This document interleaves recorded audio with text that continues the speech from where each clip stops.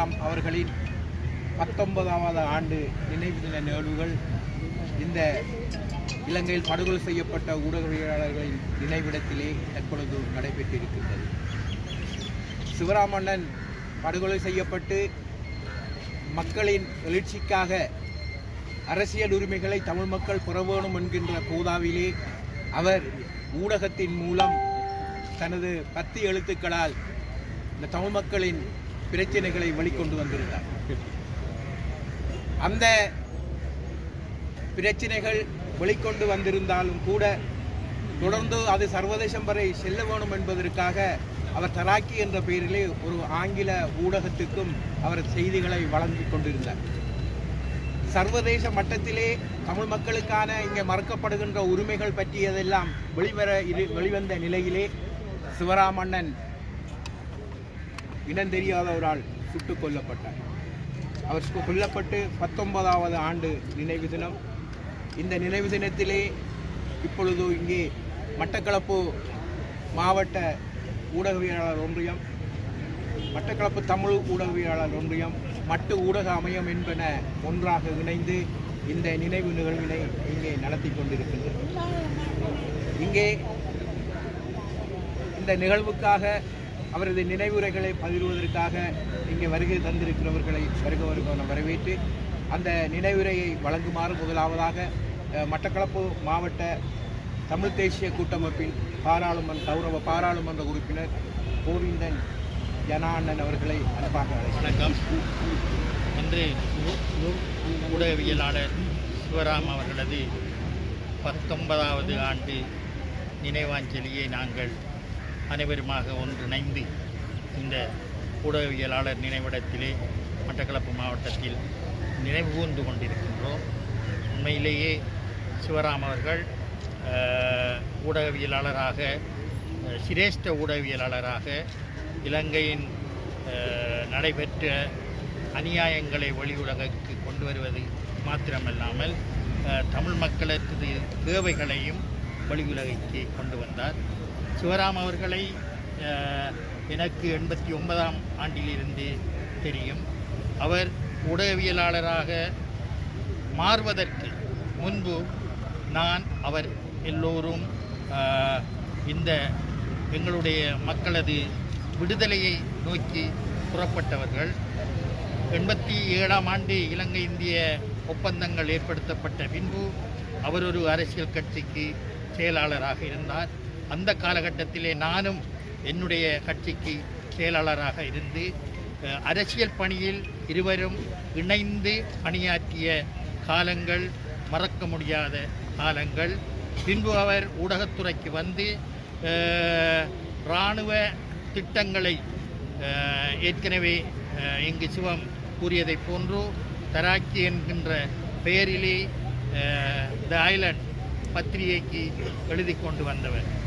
இந்த நாட்டிலே எத்தனையோ ஊடகவியலாளர்கள், 40க்கும் மேற்பட்ட ஊடகவியலாளர்கள் கொல்லப்பட்டிருந்தாலும் தமிழ் ஊடகவியலாளர்கள் கூடுதலாக கொல்லப்பட்டிருக்கிறார்கள். ஏனைய மத இன ஊடகவியலாளர்கள் இந்த நாட்டிலே கொல்லப்பட்டிருந்தார்களும் அவர்கள் வேறு வேறு காரணங்களுக்காக கொல்லப்பட்டிருக்கலாம். ஆனால் தமிழ் ஊடகவியலாளர்களில் ஒரு சிலர், சிவராம் உட்பட, கொல்லப்பட்டது சில அரசியல் நோக்கங்களுக்காக என்பது நாம் அறிந்த உண்மை. அதுதான் யதார்த்தமும் கூட. அந்த வகையில் சிவராம் அவர்களை வடகிழக்கு தமிழ் மக்கள் எக்காலத்திலும் மறக்க முடியாத சில வேலைகளை அவர் செய்திருந்தார். 2001 காலகட்டங்களில் தமிழ் தேசிய கூட்டமைப்பு அதற்கு முன்பு பல முரண்பாடுகளுக்கு மத்தியிலே வடகிழக்கிலே இருந்த போராட்ட இயக்கங்கள், மிதவாத அரசியல் கட்சிகளை ஒன்றிணைத்து தமிழ் மக்களுக்கு ஒரு அரசியல் தலைமைத்துவம், ஒரே அரசியல் தலைமைத்துவம் கொடுக்க வேண்டும் என்பதற்காக உருவாக்கப்பட்ட தமிழ் தேசிய கூட்டமைப்பின் உருவாக்கிகளில் ஒருவராக செயற்பட்ட அந்த சிவராம் அவர்கள் இன்று எம் மத்தியிலே இல்லை. ஆனால் அவர் எதை நினைத்து தமிழ் தேசிய கூட்டமைப்பை உருவாக்கினாரோ அந்த தமிழ் தேசிய கூட்டமைப்பின் எண்ணங்கள் நிறைவேறியதோ இல்லையோ அந்த தேவை தற்போது வடகிழக்கு தமிழ் மக்கள் மத்தியிலே உணரப்பட்டு கொண்டு வருகின்றது. ஏனென்றால் அன்று தமிழ் மக்களுக்கு ஒரு உறுதியான தமிழ் அரசியல் தலைமைத்துவம் வேண்டுமென்று உருவாக்கப்பட்டது தமிழ் தேசிய கூட்டமைப்பு.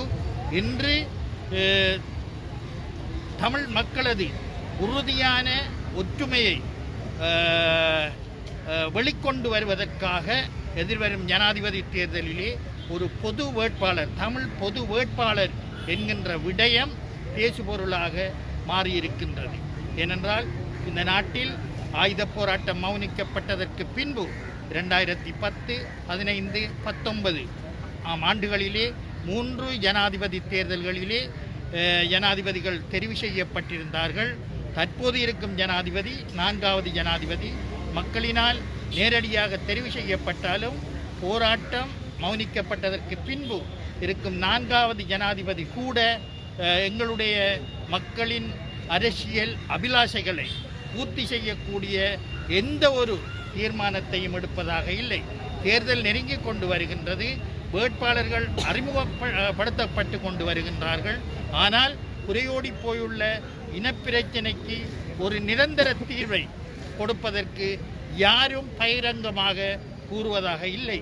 எல்லோரும் தமிழ் மக்களது வாக்குகளை பெற வேண்டும் என்று நினைக்கின்றார்களே தவிர ஆக குறைந்தது தமிழ் மக்கள் ஏற்றுக்கொள்ளாவிட்டாலும் எங்களுடைய இனப்பிரச்சினைக்கு ஆரம்ப புள்ளியாக இருக்கும் இலங்கை இந்திய ஒப்பந்தத்தை கூட முற்று முழுதாக நிறைவேற்றுவேன் என்று இந்த நாட்டிற்கு வடகிழக்கிற்காக இருந்தாலும் சரி, தெற்குக்காக இருந்தாலும் சரி பகிரங்கமாக கூறுவதற்கு எவருமே தயாராக இருக்காத நேரத்தில் கடந்த காலங்களிலே தமிழ் மக்கள் இவர்களையெல்லாம் நம்பி ஏமாந்த வரலாறுகள் உண்டு. அந்த நிலையில் 2001 நாங்கள் அனைவரும் ஒன்றிணைந்ததைப் போன்று ஒரு தேவை தற்போது ஏற்பட்டிருக்கின்றது. அது சிவராமனுடைய கனவாக கூட இருக்கலாம்.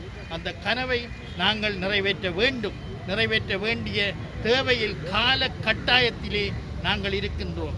எனவே இந்த நாட்டில் நாங்கள் நீதியை கேட்கின்றோம். மறைந்த, கொல்லப்பட்ட, படுகொலை செய்யப்பட்ட ஊடகவியலாளர்களுக்கு நீதியை கேட்கின்றோம். அதே போன்று வலிந்து காணாமலாக்கப்பட்டவர்களுக்கு வருடக்கணக்காக நீதியை கேட்டுக்கொண்டிருக்கின்றோம். அதே போன்று வடகிழக்கு அழிக்கப்பட்ட, கொல்லப்பட்ட அனைத்து உயிர்களுக்காகவும் ஒரு நிவாரணத்தை கேட்டுக்கொண்டிருக்கின்றோம். ஆனால் மாறி மாறி இந்த நாட்டை ஆண்டு கொண்டிருக்கும் அரசாங்கங்கள் அந்த நீதியை கொடுப்பதற்கு தயாராக இல்லை.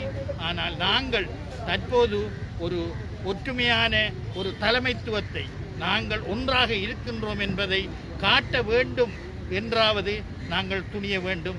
அதுதான் எங்களுக்காக எங்களது எண்ணங்கள் ஈடேற வேண்டும் என்று நினைத்து எங்களுக்காக உயிர் நீத்த ஊடகவியலாளர்களுக்காக இருந்தாலும் சரி, போராளிகளுக்காக இருந்தாலும் சரி, பொதுமக்களுக்காக இருந்தாலும் சரி, அவர்களது ஆசைகள், எண்ணங்கள் நிறைவேறுவதற்கு, அவர்களது ஆத்மா சாந்தி அடைவதற்கு நாங்கள் ஒன்றாக இருக்க வேண்டும் என்பது என்னுடைய அவா.